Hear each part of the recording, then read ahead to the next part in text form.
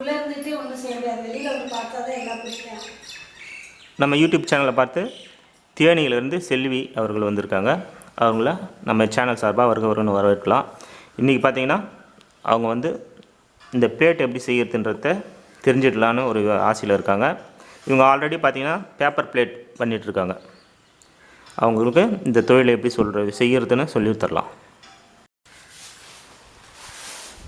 பார்த்தீங்கன்னா துண்டுகளாக கட் பண்ணி தண்ணியில் நினச்சிக்கலாம். அந்த பிளேட் அளவுக்கு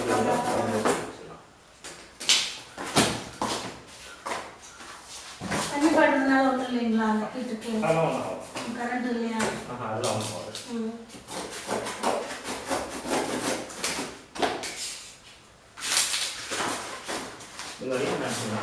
இப்போ பார்த்தீங்கன்னா தண்ணி பார்த்தீங்கன்னா ஹோல்ஸ் இருக்குங்களா, இதுக்குள்ளே போயிட்டு வெளியே வரும். அந்த அளவுக்கு ரொம்ப நேரம் நான் கொடுக்குறேன். சும்மா ஒரு முக்கிய எடுத்தது நம்ம வெளியிலே இந்த வேலையை முடிச்சுட்டு வந்தது. தண்ணி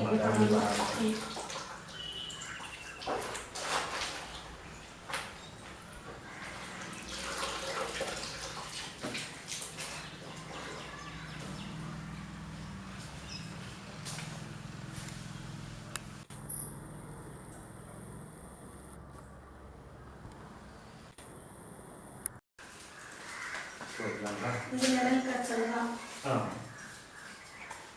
இந்த மாதிரி எடுத்துக்கலாம்.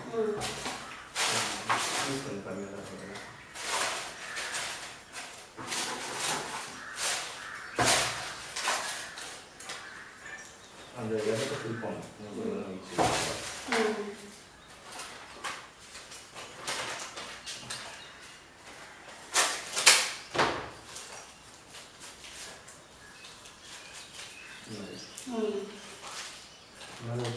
கேப் இல்லாமல் அதை எடுத்து சென்ட்ராக இந்த கையில் வச்சுக்கிறோம்.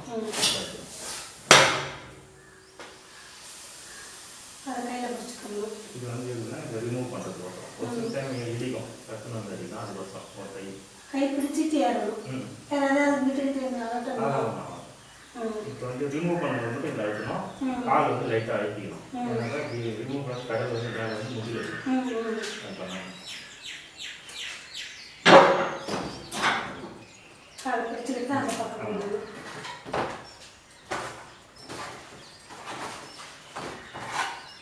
ஒரு 2-3 நல்லா ஹீட்டாக வெளியே வந்ததுக்கு லைட்டாக பிடிக்கும்.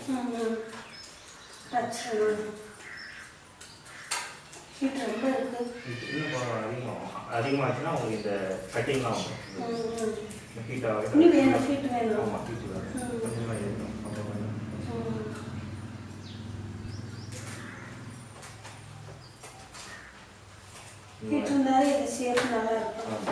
அது தானாக கட் ஆகிடும்.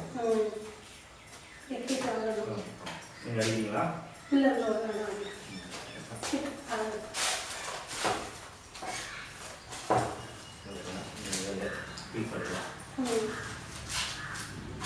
எல்லாம் நல்லா பெரிய சைஸ் வச்சுன்னா உங்களுக்கு டக்குன்னு இதுலேயே மத்தாயம் ஒன்று கூட வருது. ஒரே அளவுக்கு வரும். வாங்க பொறுத்து கை டச் பண்ணால் ஒன்றும் இல்லைங்களா?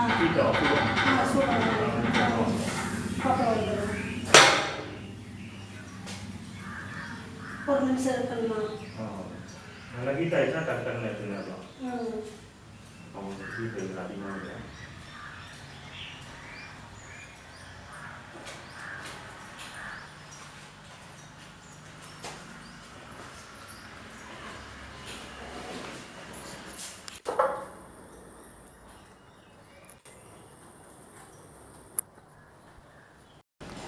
ஒரு இந்த டேமேஜ் இருக்கு இல்லையா, அவங்க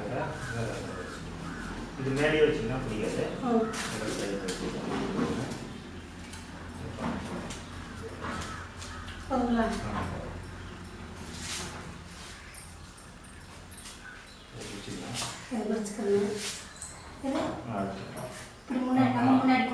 இது ஒன்றும் பண்ண நீங்கள் அது மட்டும் நல்லா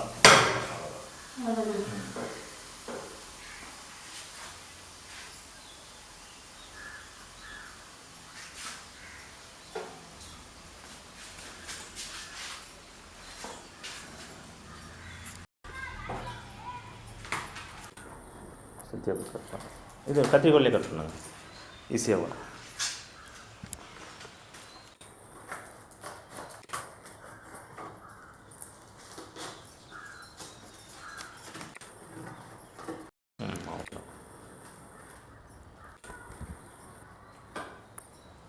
ஹீட் அதிகமாக இந்த பசம் கருப்பு தெரியுது. அது ஒன்றும் தெரியாது, பரவாயில்ல. இன்னொன்று அடிக்க தானே அடிங்க.